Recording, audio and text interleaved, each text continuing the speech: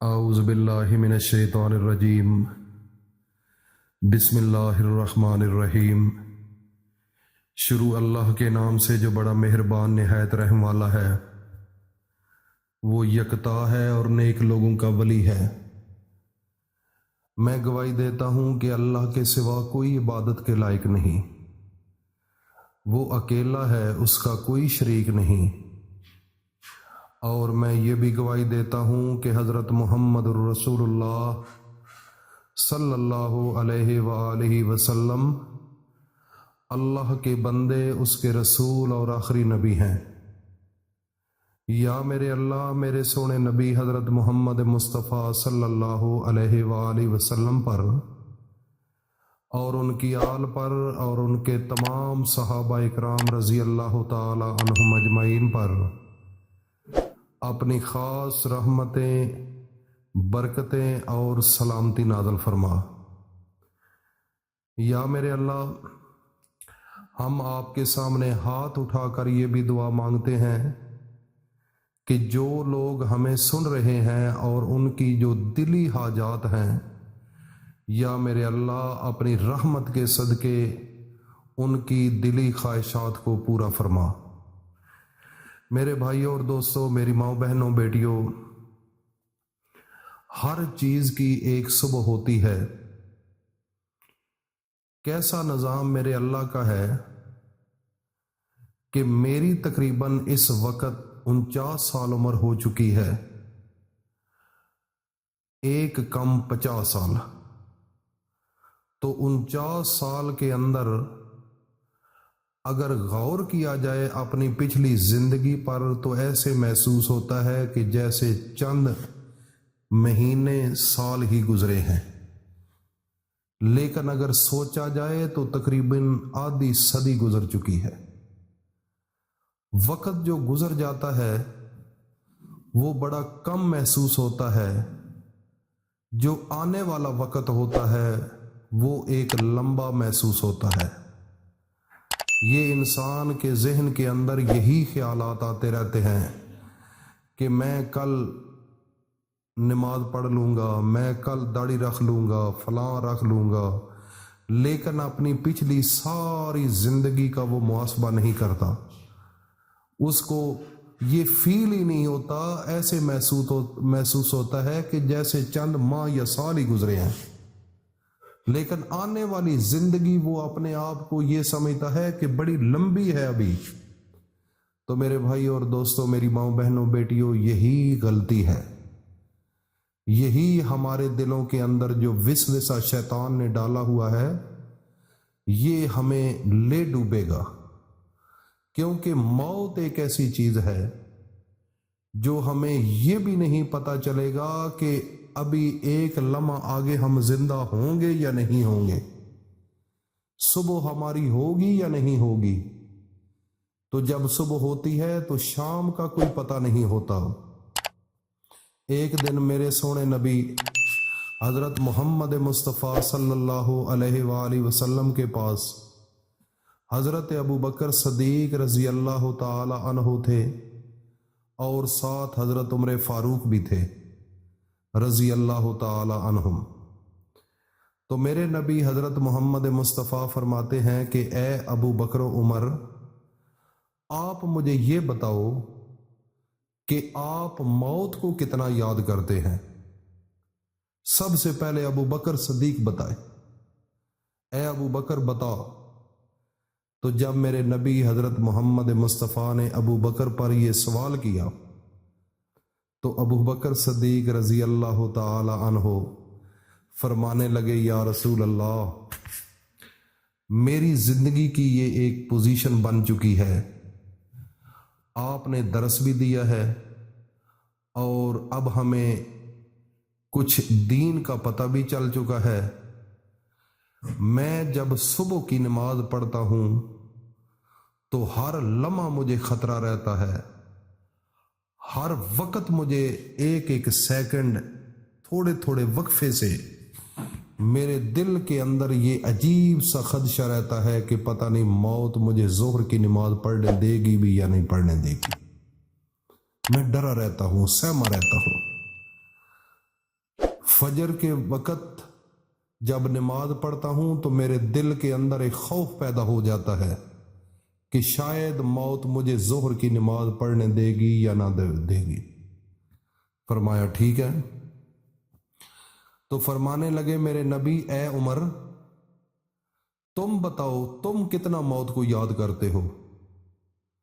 تو حضرت عمر فاروق رضی اللہ تعالیٰ عنہ فرمانے لگے یا رسول اللہ جب میں ظہر کی نماز پڑھتا ہوں تو میرے دل کے اندر ایک خوف طاری ہو جاتا ہے کہ موت شاید مجھے عصر کی نماز پڑھنے دے یا نہ پڑھنے دے۔ میں ہر وقت ڈرا رہتا ہوں ظہر کے بعد، تو عصر تک میرے دل کے اندر یہ عجیب سی کیفیت ہوتی ہے کہ شاید میں مر جاؤں۔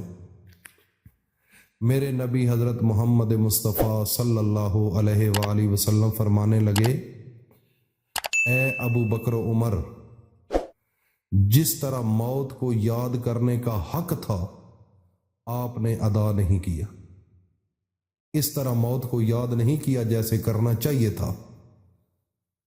تو ابو بکر و عمر فرمانے لگے یا رسول اللہ کس طرح؟ تو میرے نبی حضرت محمد مصطفیٰ نے فرمایا کہ اے میرے پیارے صحابہ، اے میرے پیارے ابو بکر و عمر، میں جب نماز پڑھتا ہوں، نماز جب ختم ہوتی ہے تو میں سلام پھیرتا ہوں دائیں جانب، السلام علیکم ورحمۃ اللہ، تو مجھے خطرہ پڑ جاتا ہے کہ شاید موت مجھے بائیں جانب منہ پھیرنے دے گی بھی یا نہ پھیرنے دے۔ سبحان اللہ، میں اتنا موت کو یاد کرتا ہوں کہ نماز کی حالت میں جب ایک طرف سلام پھیرتا ہوں تو دوسری طرف پھیرنے سے پہلے مجھے خوف ہوتا ہے کہ شاید مجھے موت یہ سلام پھیرنے بھی دے گی یا نہیں پھیرنے دے گی۔ میں تو اتنا موت کو یاد کرتا ہوں۔ تو میرے بھائی اور دوستو، اپنی زندگی کو اس طریقے پر لے کر آؤ، ہر لحظہ اللہ کے سامنے حاضر رہا کرو۔ اور آج آپ کے سامنے جو وظیفہ لے کر حاضر ہوا ہوں، جب آپ صبح فجر کی نماز پڑھ لیں، اس کے بعد آپ نے میرے نبی حضرت محمد مصطفیٰ کا بتایا ہوا یہ وظیفہ نہیں چھوڑنا، کبھی بھول کر بھی نہیں چھوڑنا، اس کی عادت بنا لو۔ ایک تو آپ نے سب سے پہلے 33 مرتبہ سبحان اللہ، اللہ تعالیٰ کی تسبیح بیان کریں نماز فجر کے بعد، اور اس کے بعد 33 مرتبہ الحمدللہ، اس کی آپ نے تسبیح پڑھنی ہے۔ اور اس کے بعد تیسرے نمبر پر اللہ اکبر، یہ 34 مرتبہ آپ نے پڑھنا ہے، اور آخر میں 100 مرتبہ آپ نے پڑھنا ہے رب انی مغلوب فانتصر، رب انی مغلوب فانتصر۔ اس کا معنی یہ ہے کہ اے میرے اللہ، میں کمزور ہوں، میں بالکل عاجز ہوں، تو میری تو نصرت فرما، میری مدد فرما۔ یہ ہے آج کا وظیفہ۔ صبح فجر کے بعد آپ نے یہ 4 وظیفے ہیں۔ پہلے نمبر پر سبحان اللہ 33 مرتبہ، دوسرے نمبر پر الحمدللہ 33 مرتبہ، اور تیسرے نمبر پر اللہ اکبر 34 مرتبہ، اور آخر میں رب انی مغلوب فانتصر، یہ آپ نے ایک پوری تسبیح پڑھنی ہے 100 مرتبہ۔ اور اس کے بعد اول و آخر درود شریف پڑھنے کے بعد اللہ کے سامنے ہاتھ اٹھا لینے ہیں۔ جب یہ تسبیح شروع کرنی ہے، میرے نبی پر 1 دفعہ درود پڑھنا ہے، درود ابراہیمی، آخر میں پھر اللہ سے مانگنا ہے۔ میرے بھائی، آپ کو اللہ وہاں سے رزق دے گا، وہاں سے عزتیں دے گا، وہاں سے شفا آئے گی، خدا کی قسم کہ تم سوچ بھی نہیں سکتے، کیونکہ رب اب آپ اللہ کے سپرد ہو چکے ہو۔ اب اللہ نے آپ کی نصرت کرنی ہے، دنیا نے نہیں کرنی۔ اب اللہ آپ کا محافظ ہے۔ یہ وظیفہ میرے بھائیو اپنی زندگی کا شیوا بناؤ، پھر دیکھو अल्लाह की रहमतें और बरकतें कैसे नाज़िल होती हैं, आपकी अकल हैरान हो जाएगी।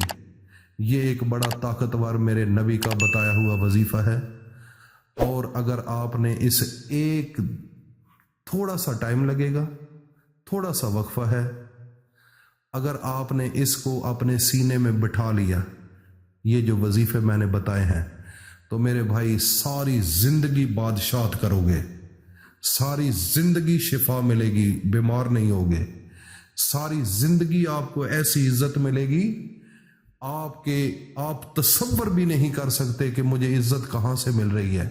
बड़े बड़े लोग आपको सलाम करेंगे, बाहर निकलेंगे तो लोग आपको सलाम करेंगे, इज़्ज़त होगी अपने मुआशरे में। ये मेरे भाई बड़ा तोहफा है जो आपको दिया है। अल्लाह पाक आपको इस तोहफे को संभालने की तौफीक अता फरमाए। अल्लाह पाक हम सब का हामी और नासिर हो। अस्सलाम वालेकुम।